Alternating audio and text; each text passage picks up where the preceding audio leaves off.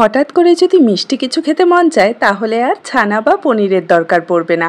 ঘরে থাকা মাত্র 2 থেকে 3টে উপকরণই কিন্তু আপনারা এতটা সুন্দর একদম তুলোর মতো নরম তুলতুলে আর রসে ভরা এই মিষ্টিগুলো বানিয়ে নিতে পারবেন। খেতে এতটাই মজাদার যে একটাতে কিছুতেই মন ভরবে না। না ঘন্টার পর ঘন্টা মিষ্টি খাওয়ার জন্য ওয়েট করতে হবে, আর না মিষ্টি তৈরি করতে গেলে সেগুলো ভেঙে যাবে বা চুপসে যাবে। নিজেদের পছন্দ মতো যে কোনো শেপে আপনারা এই মিষ্টিগুলো তৈরি করে নিতে পারবেন। ভাজা মিষ্টি তৈরি করতে গেলে আমাদের একটাই চিন্তা হয়, সেগুলো তেলে ভাজার সময় হয় ফেটে যায়, না হয় শিরায় দিলে চুপসে যায়। কিন্তু আজকের এই রেসিপি ফলো করে একবার বানিয়ে দেখুন, প্রতিটা মিষ্টি একদম পারফেক্টভাবে তৈরি হয়ে যাবে। তো হ্যালো এভরিওয়ান, কেমন আছেন আপনারা সবাই? আশা করি আপনারা সবাই ভালো আছেন and welcome to my channel. তো আজকের এই রেসিপিটা যদি আপনাদের ভালো লেগে থাকে অবশ্যই লাইক আর শেয়ার করবেন, আর আমার চ্যানেলে নতুন এসে থাকলে চ্যানেলটাকে সাবস্ক্রাইব করে নেবেন। চলুন তাহলে শুরু করি আজকের এই রেসিপি। তো প্রথমেই গ্যাসে আমি একটা ফ্রাই প্যান বসিয়ে দিয়েছি, আর এতে দিয়ে দিচ্ছি 1 চা চামচ ঘি। খুব বেশি পরিমাণ ঘি কিন্তু এই মিষ্টিটা তৈরি করতে দরকার পড়বে না, 1 চামচ ঘি দিলেই যথেষ্ট। তো ঘিটাকে হালকা একটু নাড়াচাড়া করে গরম করে নেব, আর তারপর এর মধ্যে দিয়ে দেব 1/2 কাপ সুজি। আমি এখানে মেজারিং কাপে মেপে নিয়েছি, আপনারা যে কোনো চায়ের কাপ বা বাটিতে মেপেই কিন্তু সুজিটা নেবেন, তাহলে রেসিপিটা একদম পারফেক্ট হবে। তো গ্যাসের ফ্লেমটা এবারে একদম লোতে করে দিয়ে সুজিটাকে আমাদের কিছুক্ষণ ভেজে নিতে হবে। খুব বেশি লাল করে কিন্তু সুজিটাকে ভাজার দরকার নেই, একদম লো ফ্লেমে অনবরত নাড়াচাড়া করে 2 থেকে 3 মিনিটের মতো ভেজে নেব, যাতে সুজির যে কাঁচা স্মেলটা আছে সেটা চলে যায়। আর সুজিটা ভাজার পর দেখবেন যে ঠিক এরকম একদম ঝরঝরে হয়ে যাবে, তখনই বুঝে যাবেন খুব ভালো করে ভাজা হয়ে গেছে। তো এখানে সুজিটা ভালো করে ভাজা হয়ে গেছে, এবারে এর মধ্যে অ্যাড করে দেব দুধ।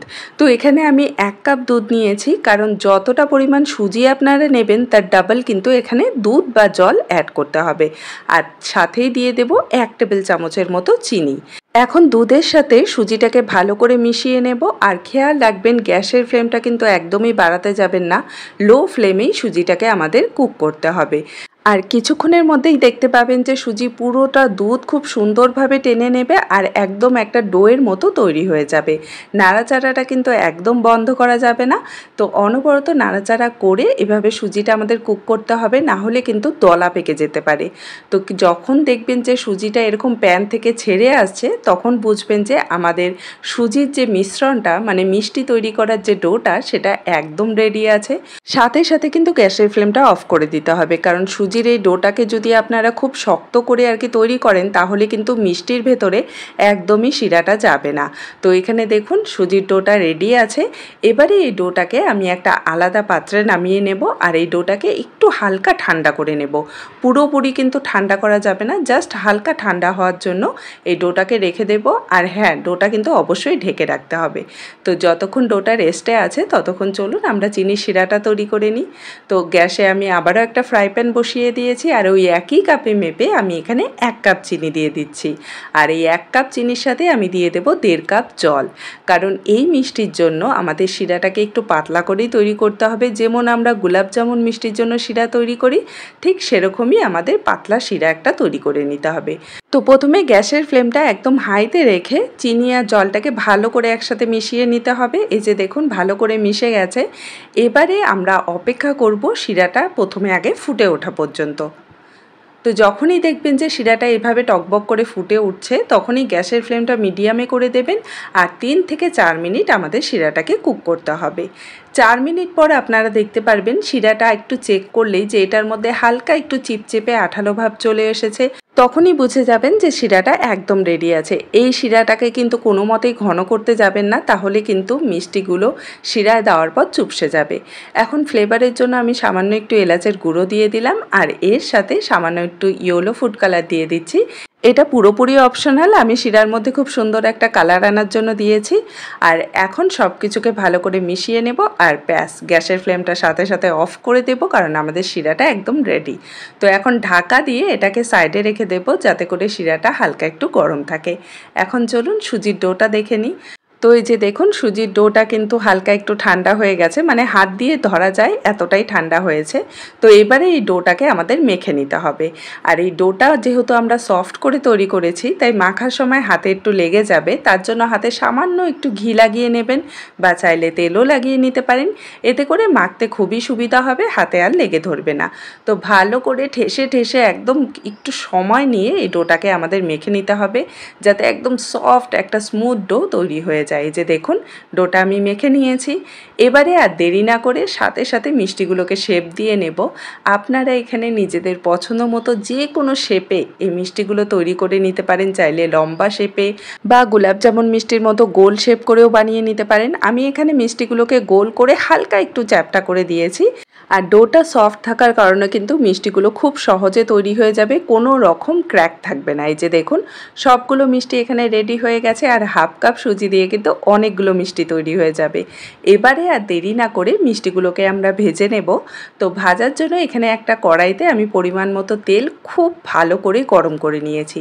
সুজির মিষ্টি যখনই ভাজবেন তখন কিন্তু তেলটাকে অবশ্যই ভালো করে গরম করে নিতে হবে। আর গ্যাসের ফ্লেমটা কিন্তু মিডিয়ামে রাখতে হবে।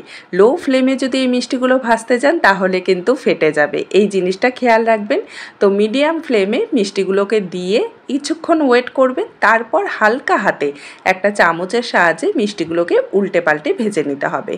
একদমই তাড়াহুড়ো করতে যাবেন না, মিষ্টিটাকে এক সাইড কিছুক্ষণ কুক করতে দেবেন। যখন দেখবেন যে মোটামুটি 2 মিনিটের মতো হয়ে গেছে, এভাবে উল্টে দিয়ে আরেকটা পাশ কুক করে নিতে হবে।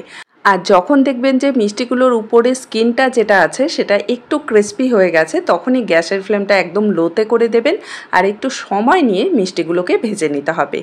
এই জিনিসটাই কিন্তু অনেকে ভুল করে, যে তাড়াহুড়ো করে মিষ্টিগুলো ভেজে নেয়, তারপরে শিরায় দেওয়ার পর মিষ্টিগুলোর ভেতরে শিরা তো একদমই যায় না, তার সাথে উপরের লেয়ারটা খুলে চলে আসে। তাই অবশ্যই মিষ্টিগুলোকে একটু সময় নিয়ে ভাজবেন। তো এখানে দেখুন আমি মিষ্টিগুলোকে ভালো করে ভেজে নিয়েছি, খুব সুন্দর একটা কালারও চলে এসেছে। তো এবারে আর দেরি না করে সবগুলো মিষ্টি তেল থেকে তুলে নেব, আর তেলটা ভালো করে ঝরিয়ে শিরায় আমাদের দিয়ে দিতে হবে। আর মিষ্টিগুলো আপনারা দেখেই বুঝতে পারছেন একটাও কিন্তু ভেঙে যায়নি। তো এখানে শিরাটাও কিন্তু আমি ঢাকা দিয়ে রেখেছিলাম, হালকা গরম আছে। তো এবারে এই গরম গরম ভাজা মিষ্টিগুলো শিরায় দিয়ে দেব আর শিরায় ভালো করে কোট করে নেব। এই মিষ্টিগুলো দেখলে অনেকটা গোলাপজামুনের মতো মনে হয়, কিন্তু আমি এটা বলছি না যে মিষ্টিগুলো খেতেও গোলাপজামুনের মতো। সুজি দিয়ে আমরা যেহেতু এই মিষ্টিগুলো তৈরি করেছি, তাই সুজির টেস্টটা একটু আসবেই, কিন্তু খেতে অসম্ভব মজাদার লাগবে। তো এখানে দেখুন আমি বাকি মিষ্টিগুলোও খুব ভালো করে ভেজে নিয়েছি। আর ঝটপট যদি আপনারা কোনো মিষ্টি খেতে চান, হঠাৎ করে মিষ্টি খেতে ইচ্ছে করছে কিন্তু ছানা পনির কিছুই নেই, গুঁড়া দুধও নেই, তো কী দিয়ে মিষ্টি বানাবেন? সুজি দিয়ে একবার এই মিষ্টিটা ট্রাই করে দেখুন, এতটাই টেস্টি লাগবে আপনাদের খেতে যে বারবার আপনাদের এই মিষ্টিটা বানাতে মন চাইবে। তো এখানে দেখুন সবগুলো মিষ্টি আমি ভালো করে শিরায় কোট করে নিয়েছি। এবারে খুব বেশি সময় এগুলোকে আর ঢেকে রাখতে হবে না আপনাদের, জাস্ট আধ ঘন্টা, 30 থেকে 35 মিনিটের মধ্যেই দেখবেন যে মিষ্টিগুলো খুব সুন্দরভাবে শিরাটা টেনে নেবে, একদম ভেতর পর্যন্ত শিরাটা চলে যাবে। তো জাস্ট আধ ঘন্টা অপেক্ষা করতে হবে। তো এই যে দেখুন আমি আপনাদের আধ ঘন্টা পর দেখাচ্ছি, আপনারা দেখেই বুঝতে পারছেন মিষ্টিগুলো কতটা পরিমাণ শিরা টেনে নিয়েছে। আমি আপনাদের ভালো করে কাছ থেকে দেখিয়ে দিচ্ছি। এই যে দেখুন একদম তুলোর মতো সফট, জাস্ট একটু জোরে প্রেস করলেই মিষ্টিটা ভেঙে যাবে, এতটা সফট এই মিষ্টিগুলো তৈরি হয়েছে। সামান্য একটু পেস্তা বাদাম কুচি দিয়ে আমি মিষ্টিগুলোকে সাজিয়ে দিচ্ছি, আর এখন আপনাদের কেটেও দেখিয়ে দিচ্ছি। এই যে দেখুন ভেতর পর্যন্ত কিন্তু খুব সুন্দরভাবে শিরাটা চলে গেছে, আর এই মিষ্টিটা মুখে দেওয়ার সাথে সাথে জাস্ট মিলিয়ে যাবে। শুধুমাত্র সুজি, দুধ আর চিনি, ব্যাস এই 3টে উপকরণেই কিন্তু এতটা সফট মিষ্টি আপনারা তৈরি করে নিতে পারবেন। তো খুব সহজভাবে প্রতিটা ডিটেলস সহ আজকের এই রেসিপিটা আপনাদের সাথে শেয়ার করলাম, আশা করছি ভালো লাগবে। আর যদি ভালো লাগে আমাকে কমেন্টে জানাতে কিন্তু একদমই ভুলবেন না। দেখা হবে আরেকটি নতুন সহজ রেসিপি নিয়ে। ভালো থাকবেন, সুস্থ থাকবেন, বাই।